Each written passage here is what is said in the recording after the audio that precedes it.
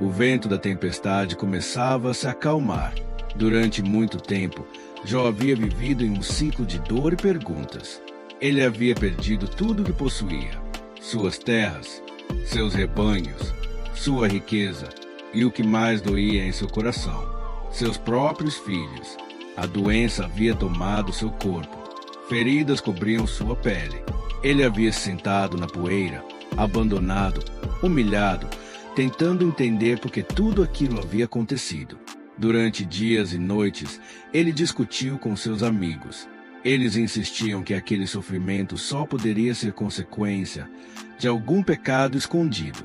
Mas agora, depois de tudo o que havia acontecido, depois de ouvir a voz poderosa de Deus no meio da tempestade, algo havia mudado dentro de Jó.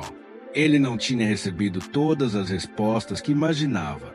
Deus não explicou cada detalhe do sofrimento, mas Deus mostrou algo maior. Mostrou que o universo era muito mais vasto do que qualquer ser humano poderia compreender. Mostrou que sua sabedoria ultrapassa a lógica humana. E diante disso, Jó compreendeu algo profundo. Ele não precisava entender tudo. Ele precisava confiar. Com um coração humilde, Jó respondeu ao Senhor: Eu sei que podes fazer todas as coisas. Nenhum dos teus planos pode ser frustrado. Essas palavras não eram apenas uma declaração. Eram um reconhecimento de que Deus continua soberano, mesmo quando a vida parece injusta. Jó continuou dizendo: Antes eu te conhecia apenas de ouvir falar, mas agora os meus olhos te veem. Era uma transformação profunda. Antes, sua fé era baseada em tradição, em histórias, em ensinamentos. Agora era diferente. Agora ele havia experimentado Deus de forma real. Ele havia passado pelo fogo da dor e encontrado algo ainda mais forte do outro lado: a presença de Deus. Então Jó fez algo que demonstrava verdadeira humildade. Ele reconheceu suas limitações e disse: Por isso me arrependo no pó e na cinza. Não porque fosse culpado do sofrimento que havia vivido, mas porque percebeu que havia falado de coisas grandes demais para sua compreensão. A história parecia chegar ao fim, mas Deus ainda tinha algo a dizer. Enquanto Jó havia sido humilde diante de Deus, seus amigos não haviam agido da mesma forma. Eles haviam insistido em uma visão simples demais da justiça divina. Para eles, tudo funcionava assim: se alguém próspera, é porque Deus está recompensando. Se alguém sofre, é porque Deus está punindo. Mas a vida não é tão simples, e Deus deixou isso claro. O Senhor se voltou para um dos amigos de Jó, Elifaz, e disse algo muito sério: Estou irado contra você e contra seus 2 amigos. Essas palavras devem ter causado silêncio imediato. Durante todo aquele tempo, os amigos acreditavam que estavam defendendo a honra de Deus. Mas agora descobriam que estavam errados. Deus continuou, dizendo: Vocês não falaram de mim o que era correto, como fez o meu servo Jó. Era uma reviravolta surpreendente. O homem que havia sido acusado, criticado, julgado, era agora reconhecido por Deus como alguém que falou com sinceridade. Então Deus deu uma ordem aos amigos. Eles deveriam oferecer um sacrifício e pedir que Jó orasse por eles. Somente assim seriam perdoados. Imagine a cena. Os homens que antes acusavam Jó agora precisavam de sua ajuda. Eles precisavam que ele intercedesse por eles diante de Deus. E foi exatamente isso que aconteceu.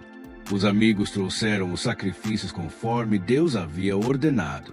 E então Jó fez algo extraordinário. Ele orou por eles. Depois de tudo que havia passado, depois de todas as acusações, depois de todos os julgamentos injustos, Jó escolheu perdoar. Ele não guardou rancor, não buscou vingança.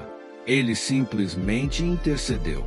Esse momento é um dos mais poderosos da história, porque mostra que a verdadeira restauração começa dentro do coração. Enquanto Jó orava pelos seus amigos, algo começou a mudar. A Bíblia descreve um momento marcante. Quando Jó terminou de orar por seus amigos, o Senhor restaurou sua sorte. Era o início de um novo capítulo. A vida de Jó começava a ser reconstruída. Seus parentes e conhecidos voltaram a visitá-lo. Antes, muitos haviam desaparecido. Quando ele estava sofrendo, poucos permaneceram ao seu lado. Mas agora as pessoas começaram a retornar. Eles vieram para consolá-lo. Trouxeram presentes, trouxeram dinheiro e mostraram solidariedade pelo sofrimento que ele havia enfrentado. Mas o que aconteceria em seguida era ainda mais impressionante. O Senhor começou a abençoar novamente a vida de Jó, mas não apenas restaurando o que ele havia perdido. Deus fez algo ainda maior. A Bíblia diz que o Senhor deu a Jó o dobro de tudo que ele possuía antes. Seus rebanhos cresceram novamente. Ele passou a possuir 14.000 ovelhas, 6.000 camelos, 1.000 juntas de bois, 1.000 jumentas. Era o dobro da riqueza que havia possuído no passado. Mas a restauração não foi apenas material. Deus também restaurou sua família. Jó teve novamente filhos e filhas, 7 filhos e 3 filhas. E algo interessante é que a Bíblia faz questão de destacar a beleza de suas filhas. Elas eram consideradas as mulheres mais bonitas de toda a região. Isso simbolizava algo importante. A alegria havia voltado. A vida havia florescido novamente. O homem que antes estava sentado na poeira agora vivia uma nova realidade. Depois de tudo o que aconteceu, Jó viveu muitos anos. Ele pôde ver seus filhos crescerem, pôde conhecer seus netos e até mesmo seus bisnetos, 4 gerações de sua família. Isso representava algo muito valioso naquela época. Era sinal de paz, estabilidade e bênção. A vida de Jó havia atravessado extremos. Ele conheceu grande prosperidade, depois conheceu a dor profunda e finalmente experimentou a restauração. A história de Jó não é apenas sobre sofrimento, é sobre fé. Mostra que existem momentos em que a vida parece injusta, momentos em que perguntas não têm respostas, momentos em que Deus parece distante. Mas a mensagem da história é clara. Mesmo quando não entendemos o que está acontecendo, Deus continua trabalhando. A fé verdadeira não depende apenas de bênçãos. Ela permanece firme mesmo no meio da dor. Jó perdeu tudo, mas nunca abandonou completamente sua confiança em Deus. E no final, sua história mostrou algo poderoso. O sofrimento não teve a última palavra. A última palavra foi da restauração. E assim termina a jornada de um homem que enfrentou a maior provação, mas permaneceu fiel. E sua história continuaria sendo contada por gerações, como um lembrete de que a fé pode sobreviver até mesmo as tempestades mais violentas. A história de Jó nos lembra que, mesmo nas tempestades mais difíceis da vida, Deus ainda está escrevendo o final da nossa história.